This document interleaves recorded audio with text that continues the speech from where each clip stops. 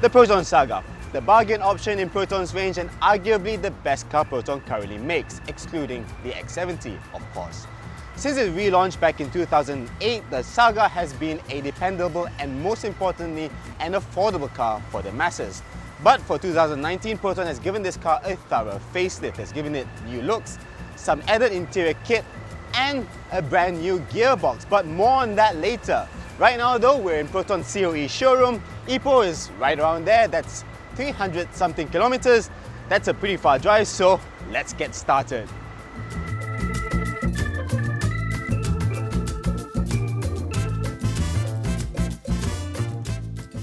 Now this Saga might be a facelift of the 2016 Saga, but technically it is based on the BLM Saga, which came all the way back in 2008. But so much has changed in the intervening years that they feel nothing alike, they look nothing alike, and they drive differently as well. So if you're worried about this car using old technology, don't be. This does not feel old-fashioned at all. Now let's talk about price, because that's the one thing that Malaysian buyers concentrate on. The range is now a little bit cheaper than before. It starts at 32,800 ringgit for the standard manual, rising up to 35,800 ringgit for the standard automatic. This premium model that we're driving in ducks under the 40,000 ringgit mark, coming in at 39,800 ringgit. And this is also one of the cheapest models in Malaysia to come with stability control. In terms of looks, this car is still recognizably related to the 2016 Saga. You still get the same halogen reflector headlights and taillights, but the front end is a little bit more refined. You now get Proton's new infinite weave grille and a chrome strip that joins the headlights.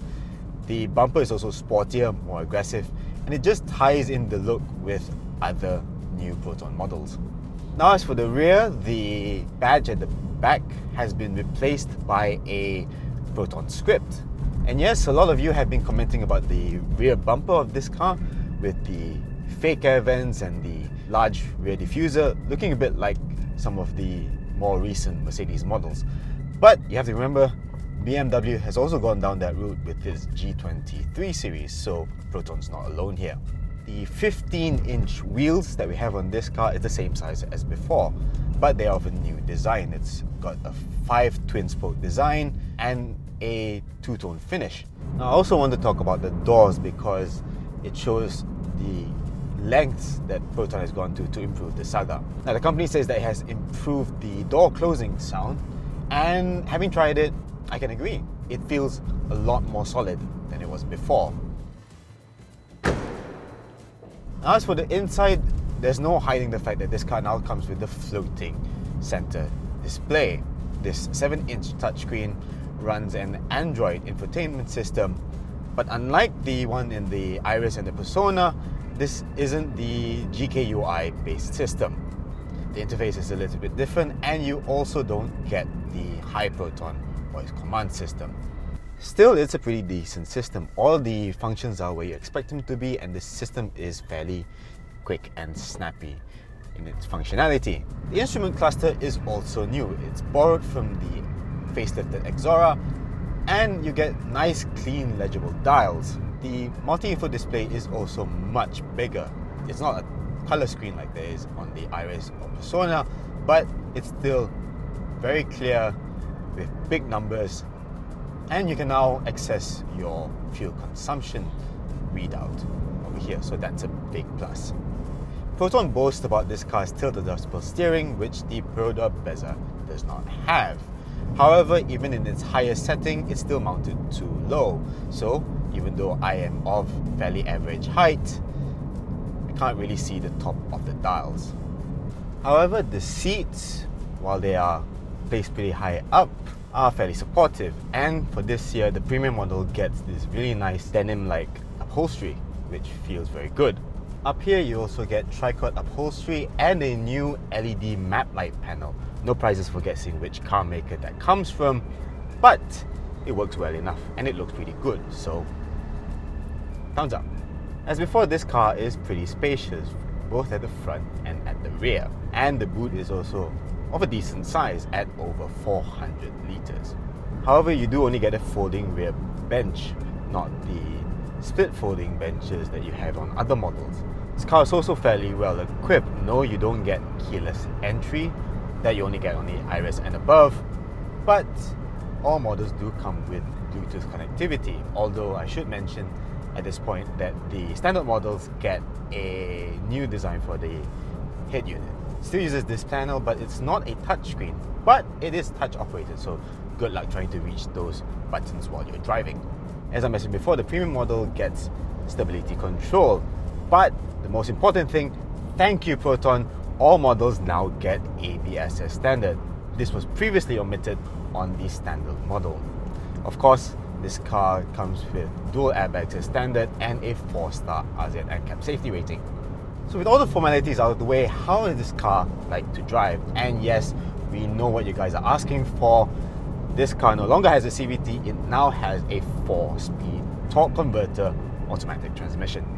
Now this gearbox is sourced from Hyundai and apparently is the same gearbox that's used in cheaper Jlee models back in China.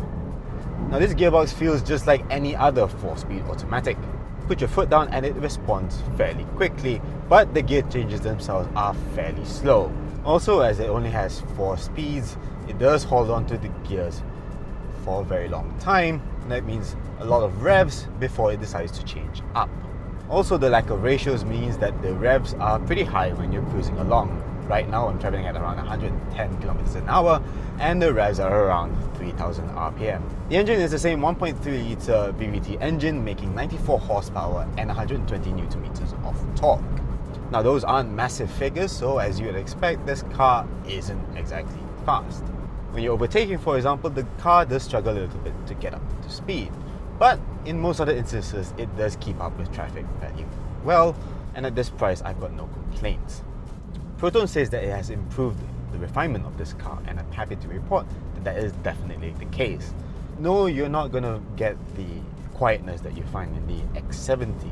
There's no way you're going to get that at this price. And yes, you do hear a little bit of road noise and wind noise, especially with these fairly cheap Silverstone tires. For the throttle, and the engine does get pretty loud, but not ridiculously slow, not like in previous models. And in most other instances, it works in the background. There's also much less vibrations coming through the steering wheel and the pedals than there was before in previous Proton models. Now we're on the highway and the Saga acquits itself very well. It's very, very stable. Or at least as stable as you can expect for a car at this price. I know a lot of people who own a Perodua and say that they are too afraid to drive their cars long distances on highways and such. The Azia and Beza in particular are not the best at highway driving. The steering is too vague, it gets shifted by crosswinds, it just doesn't feel very stable. That's something that I think a lot of new car buyers don't take into consideration, especially first car buyers. In this car you get none of that. It stays rock solid and straight. If you're a new driver and you're afraid of driving long distances on highways, in this car you won't have to, because it feels totally dependable. It feels like it can drive at 110 kilometers an hour all day long. The Saga has always been an outlier when it comes to ride and handling. Even during the Lotus ride and handling days, the Saga has always been the one to emphasize ride comfort over anything else. It's not a car for enthusiasts, to put it that way. This car very much feels the same way, and the first thing you notice when you drive this car is how well the ride is. Even on particularly broken roads, this car remains flat and stable and composed. It doesn't rock about and throw you off the road. There is a little bit of firmness to the ride, but this gives it better body control than you'd expect in something like a Perodua Beza, for example. All this results in fairly safe and predictable handling. There's quite a bit of body roll, but it stays composed over the bumps. However, there are a few things I would like to point out. The first is the steering. Proton says that it has reduced the steering stiffness to make parking maneuvers easier. And it is, but the side effect is that steering now feels a little bit vague and lacking in feel. The cheap Silverstone tires also means that the grip coming from those tires isn't all that great, especially when on a wet road. You do need to be a little bit careful when you're driving in the wet.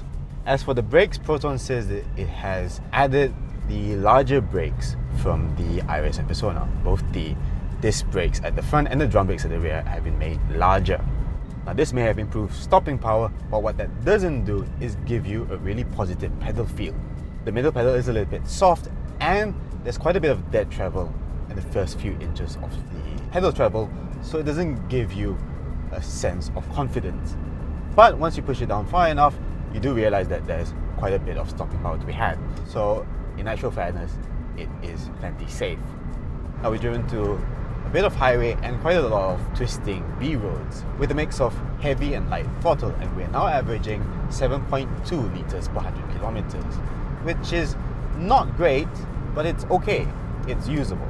It's usable in day-to-day driving.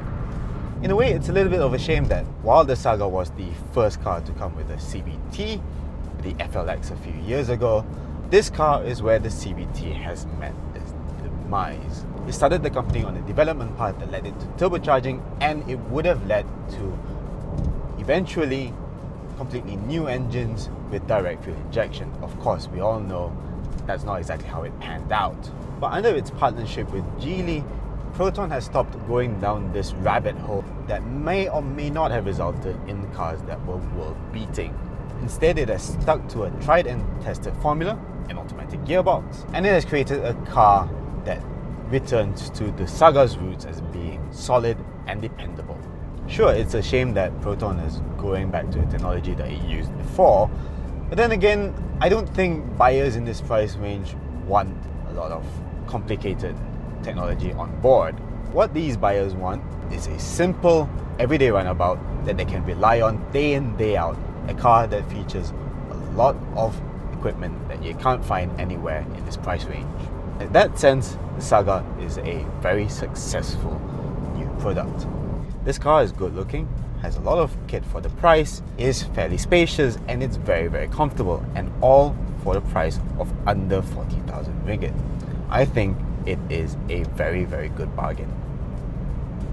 So 3 hours later, here we are in Ipoh, and what a car this is, the 2019 Proton Saga facelift. I think this is a very, very good option if you're looking for a family car, a first-time car, or even just an everyday roundabout. I think it's right up there at the top of its class, and you should definitely consider it if you're looking for a budget sedan. Thank you so much for watching. See you again next time.